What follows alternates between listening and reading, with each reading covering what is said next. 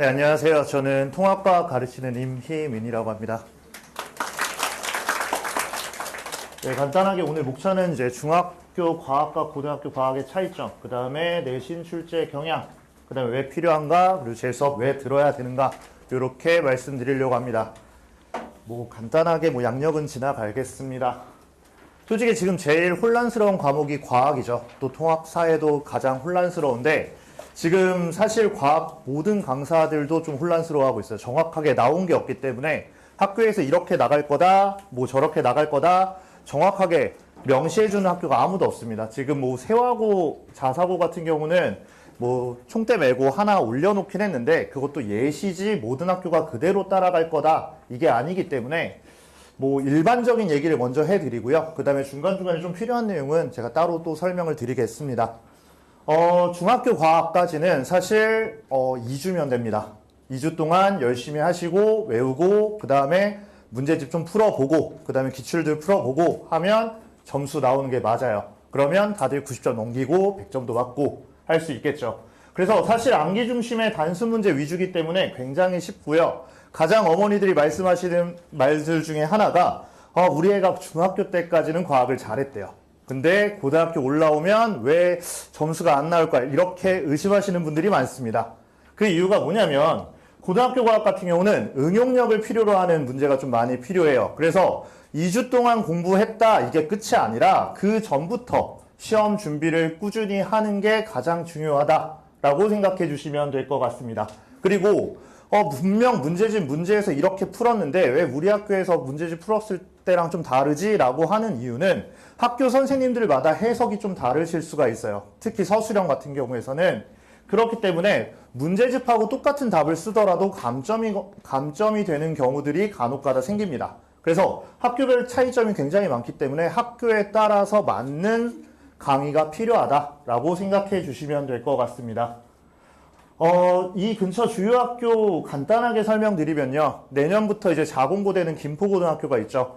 김포고는 근데 자공고가 되기 전부터 물리 원과 화1 내용들을 출제하고 있었습니다. 그리고 이 내용들을 물리 원 수준 완벽하게 이 정도까지는 아니어도 그 개념들을 가지고 통합과학에다 적용시키는 문제들을 주로 내고 있었고요. 그래서 항상 그쪽에서 어렵다, 난이도가 어렵다, 이런 얘기가 나왔고요. 그리고 계속 시험 범위가 누적되고 있습니다. 그러니까 현재 상황에서는 사실 시험 범위 누적이 큰 의미가 없었는데 이제 2025년 개정이 되면서부터는 누적이 좀 더 좋아지는 이런 상황이 되겠죠. 왜냐하면 수능 문제가 되기 때문에 라고 생각해 주시면 될 것 같고요. 사호고등학교 같은 경우는 이제 지역적 보기를 좀 다수 사용합니다. 이 지역적 보기라는 건 결국 학교 선생님들의 개인적인 생각들이나 말 장난이라고 표현하는 그런 문제들이라고 생각하시면 되고요. 주로 문제집에서 많이 내시긴 하는데 그대로 내시진 않습니다. 다 변형하고 그래서 변별력을 좀 내려고 하시는 그런 상황이다라고 생각하시면 될 것 같고요. 고촌고등학교 같은 경우는 개념 문제랑 그 다음에 킬러 문제랑 확실하게 구분이 되어 있습니다. 그래서 정확한 개념을 이해하지 못하면 조금 틀릴 수 있는 문제들이 많다. 특히 서술형 같은 경우에서 감점이 많은 학교입니다. 그리고 풍무고 같은 경우는 부교재를 이용해서 수업을 하고 그 다음에 완벽한 내신형 문제인데 이제 내년에는 어떻게 변할지 모르겠지만 지금까지는 거의 실수 하나 하면 등급이 많이 떨어지는 이런 상황으로 생각해 주시면 될 것 같습니다. 그래서 이제 2023년도 그냥 1학기 과정만 볼 건데, 이제 어머니들도 이제 대충은 아시겠지만, 현행 기준으로 1등급이 4%고요. 그 다음에 2등급이 플러스에서 7% 더 더해서 11%까지인 건 아실 겁니다. 근데 이 현행 기준에서 2025년으로 바뀌면 1등급이 10%로 바뀌어요. 제일 많이 들어본 질문 중에 하나가 이 정도 등급을 맞으면 대학교 어디까지 가능할까요? 라는 말을 제일 많이 들어봤습니다. 제가 이제 아시는 분한테 들어본 결과 일반고 기준입니다. 일반고 기준 학종으로 1.9 정도를 맞게 되면 건동홍 정도 갈 수 있다고 합니다. 건동홍. 그러면 한 1.3, 1.5 정도 맞아야 이제 서울에 좀 이름 있는 대학교들을 학종으로 집어넣을 수 있겠죠. 근데 이 1.9라는 게 결국 다 2등급이고 딱 하나 1등급이면 1.9예요. 그쵸? 그러면 결국 11% 안에 들었다라는 얘기가 되는데, 그러면 최소 건동홍, 인서울이라고 하는 이 건동홍까지 가려면 현행 기준이 아닌 이제 바뀌는 개정 기준에서는 몇 프로? 10%까지 들어가야 된다고 생각하시면 됩니다. 그리고 이 10%라고 하는 거는 이 근처 학교들이 대다수 학교 인원수가 한 350명 정도라고 평균을 잡아본다면 35등 안에 들어야 된다는 얘기예요. 그러면 이 35등 안에 들으려고 할 때 보시면 알겠지만 지금 김포고등학교는 A라는 게 90점 이상이고요. 90점 이상이 21.8%입니다. 그러면 여기서 이미 2등급까지 갈려버린다 라고 생각해 주시면 될 것 같고요. 그 다음에 나머지 학교들도 대부분 비슷할 겁니다. 거의 90점 이상은 맞아야 돼 라고 생각하시면 될 것 같아요. 그래서 지금 우리 평가 기준 자체가 A, B, C, D, E 병기라고 되어 있고요. 거기다가 퍼센트까지 되어 있어서 등급으로 나눠질 거기 때문에 최소한 목표를 어느 정도로 잡아야 된다? 이 10% 안에 들 걸 가지고 목표를 잡아야 된다라고 생각하시면 될 것 같습니다. 특히 과학 같은 경우는 학생들이 선행을 한 비중이 생각보다 적어요. 그리고 영어가 굉장히 중요하다고 생각하시고 수학도 당연히 중요하고 국어도 중요하고 하다 보면 항상 과학은 맨 마지막으로 밀리게 되는데, 과학 같은 경우 지금 앞에 보시면 알겠지만 저기 숫자가 하나 적혀 있습니다. 통합과 가로치고 5, 뭐 3 이런 게 있는데 이제 개정이 되면 저게 학점이라고 생각하시면 돼요. 지금 학점 기준으로는 4학점 기준이고요. 한 학기에 4학점입니다. 그래서 한 학기, 두 학기 합치면 8학점에 그 다음에 통합과학은 실험이 포함됩니다. 그래서 거기에 2학점까지 포함하면 총 10학점. 근데 여기서 플러스 마이너스 1 정도는 학교 재량으로 바뀔 수 있다. 그래서 여기 보시면 알겠지만 3으로 표현되는 학교도 있는 거고요. 5로 표현되는 학교도 있는 겁니다. 그래서 학교에 따라 조금 더 중요도가 다르기 때문에 오히려 수학보다 뭐 과학이 더 중요하다 이런 얘기는 아니지만 국어, 영어보다 과학이 훨씬 더 중요할 수도 있다. 그러니까 학교에 따라 좀 달라질 거다라는 것만 좀 기억해 주시면 될 것 같습니다. 통합과학의 특징을 크게 세 가지로 나눠봤는데, 뭐, 새로 추가된 내용이 이제 수능 출제라고 생각하시면 될 것 같습니다. 지금 학생들 지금 중학교 때까지 공부한 거 물어보면, 분명 1년 전에 배웠는데 기억 못해요. 2주 전에 공부했던 거는 기억을 합니다. 근데 시험 보고 난 2주 뒤에 물어보면 다 까먹어요. 이제는 이렇게 공부하시면 안 되겠죠. 꾸준하게 장기적 플랜 가지고 이제 계속 정리해 놓고 계속 연습하고 이런 과정이 필요해졌다라고 생각하시면 되고요.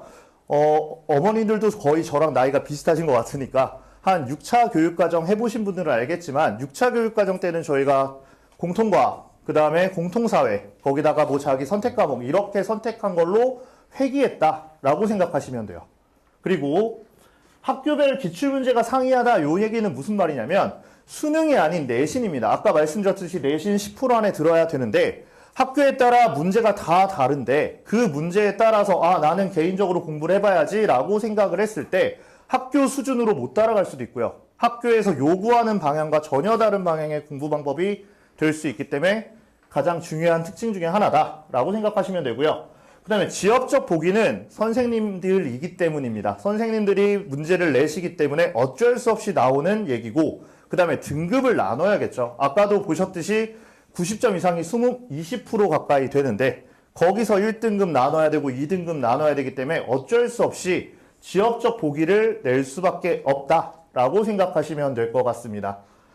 사실 내신 문제를 넣으려다가 요번에 그 교육부에서 알려준 이제 뭐 이렇게 예시를 보여줬던 문제들입니다. 뭐 기사에는 굉장히 변별력이 있을 것 같고 뭐 융합적으로 냈고라고 했는데 사실 그 말은 전혀 아니에요.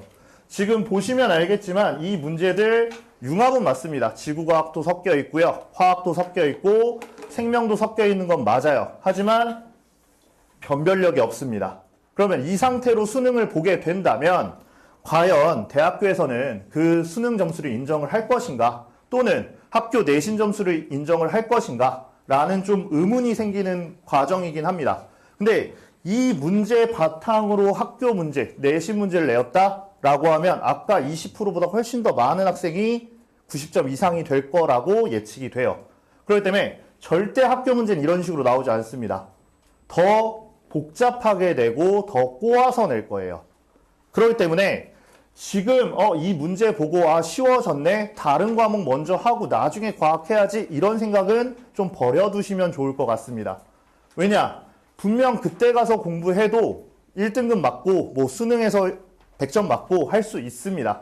하지만 미리미리 준비한 학생들은 그만큼 여유가 있기 때문에 공부할 수 있는 시간이 많을 거고 이런 문제 적응 능력이 훨씬 더 빠르게 길러지겠죠.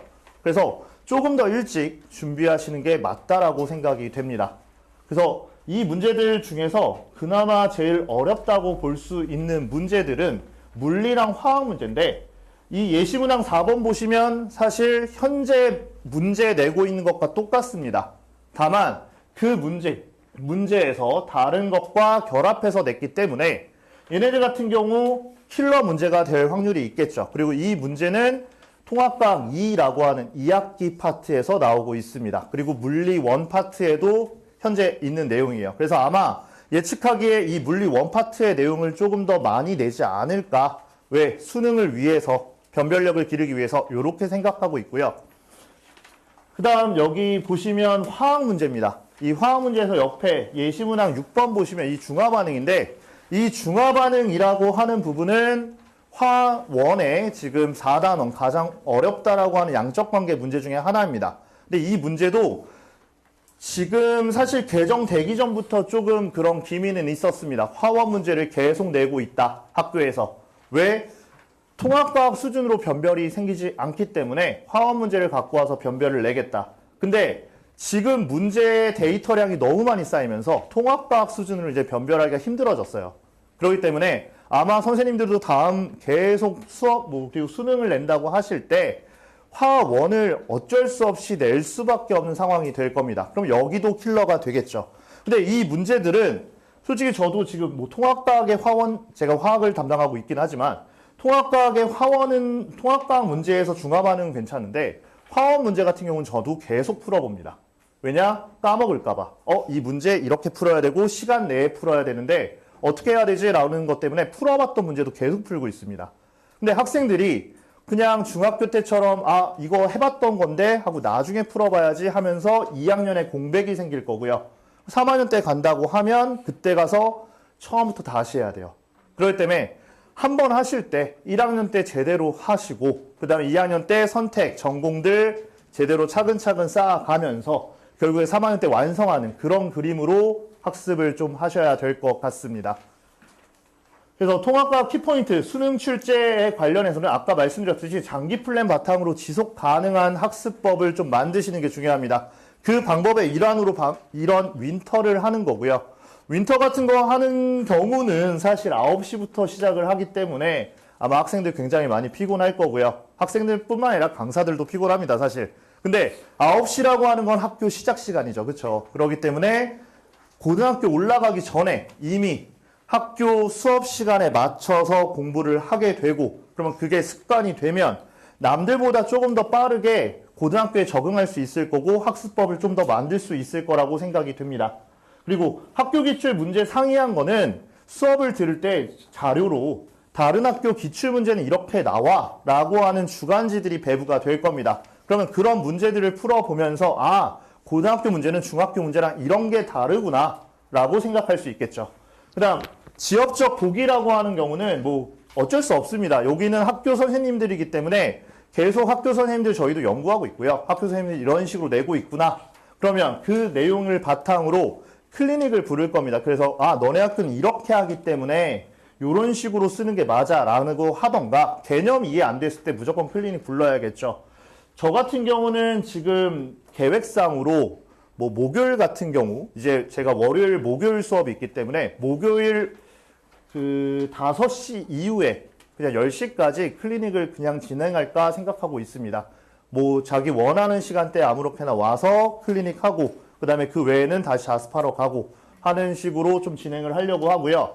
만약에 혹시 저랑 이렇게 대면으로 하기 좀 쑥스럽다, 부끄럽다 라고 하는 학생들 같은 경우는 지금도 하고 있는 거긴 한데 이제 카톡으로 대부분 질문을 하고 있어요. 그래서 한 새벽 2, 3시까지는 질문을 받고 있으니까 편하게 질문하라고 하시면 될 것 같고요. 그 다음에 저보다 더 늦게 자는 학생들도 있더라고요. 그래서 새벽 5시나 이럴 때 보내도 되니까 아침에 일어나서 다시 카톡 보내드리면 되니까 이런 거 이용해서 최대한 더 많이 빠르게 개념 이해해라 라고 생각하시면 될 것 같습니다.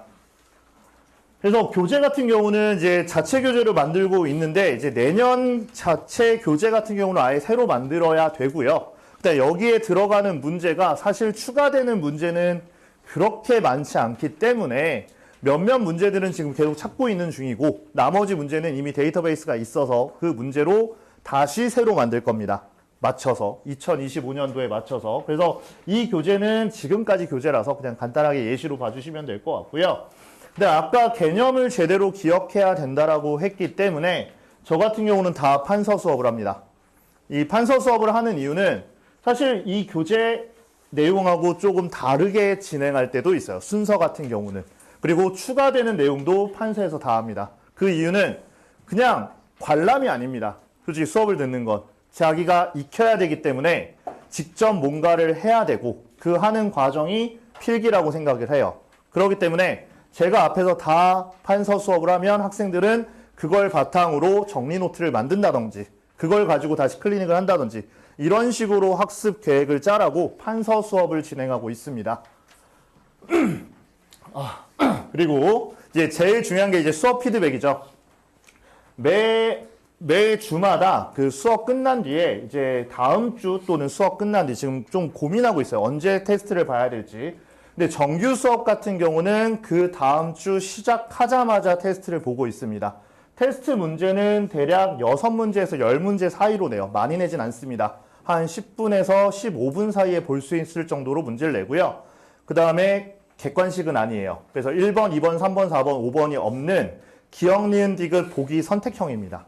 그리고 하나라도 틀리면 무조건 전 다 틀리게 해서 점수를 보내드려요. 그래서 밑에처럼 이제 성적표에서 어머니들 카톡으로 보내드릴 거고요. 그러면 이거 보시고 나서 화내지 마세요. 제발 학생들한테. 일부러 틀리라고 내는 문제입니다. 그러니까 왜 틀리라고 내는 문제냐면 지금 당장 이거 갖고 점수 내는 거 아니잖아요. 그러니까 모르는 거 고치자. 그리고 이렇게 알자라는 식의 테스트이기 때문에 어머니들이 받으실 때는 어떻게 생각하시면 되냐면 좀 더 공부해야 되고 클리닉 보내야겠고 그다음에 여기 좀 더 많이 투자를 해야겠구나 이런 식으로 생각을 하셔야지 다른 애들은 100점인데 우리 애는 뭐 70점이네 이렇게 생각 안 하셨으면 좋겠습니다. 어차피 장기적으로 가셔야 돼요. 지금은. 그리고 클리닉 자료를 가지고 계속 문제도 풀기도 하지만 따로 개인적으로 정리도 해줄 겁니다. 그래서 요거는 개인 1대1 클리닉은 아니고요. 솔직히 다대일 클리닉이긴 하지만 제가 일일이 학생들한테 찾아가면서 질문 개인적으로 받고 이런 식으로 진행되는 클리닉이다 라고 생각해 주시면 될 것 같습니다. 그래서 이제 수업 시간은 총 3시간 진행이 될 거고요. 이건 정규 수업할 때 이런 식으로 진행이 된다. 쉬는 시간은 2번 있는데 아직까지는 1시간 반짜리로 수업을 진행하면 학생들이 좀 힘들어 하더라고요. 그래서 50분씩 학교 수업에 맞춰서 끊어가면서 수업을 진행을 할 거고요. 약간의 변동은 있습니다. 좀 해야 될 양이 많거나 그렇다면 좀 쉬는 시간을 줄이고 수업 시간을 늘리고 이런 식으로 변동은 되겠지만 기본적으로 이렇게 진행이 될 거다. 그리고 항상 끝난 뒤에는 질의응답하고 가도 된다. 그리고 항상 저는 계속 있을 거기 때문에 계속 질문해 주시면 될 것 같습니다.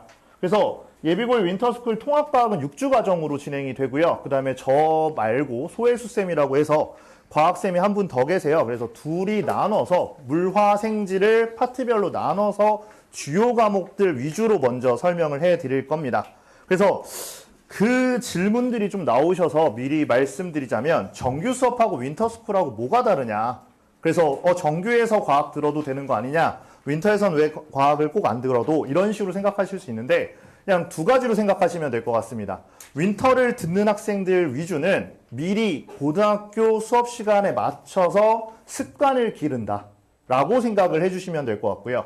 그 다음에 솔직히 어머니들이 가장 아이들을 잘 알잖아요. 우리 애는 스스로 좀 공부할 수 있는 애야 라고 생각하시면 오히려 윈터보다는 저는 정규를 추천드립니다. 왜냐면 시간적 여유, 공부할 수 있는 여유는 정규가 좀 더 있을 수 있어요. 개인적인 공부는. 근데 그렇게 좀 다듬어지지 않았는데 라고 생각이 되신다면 윈터 쪽으로 무조건 그렇게 하시는 게 조금 더 고등학교 갔을 때 유리하지 않을까라고 생각이 됩니다. 되셨나요? 네, 여기까지 마치겠습니다. 혹시 질문 있으실까요? 질문 없으시면 여기까지 하겠습니다. 감사합니다.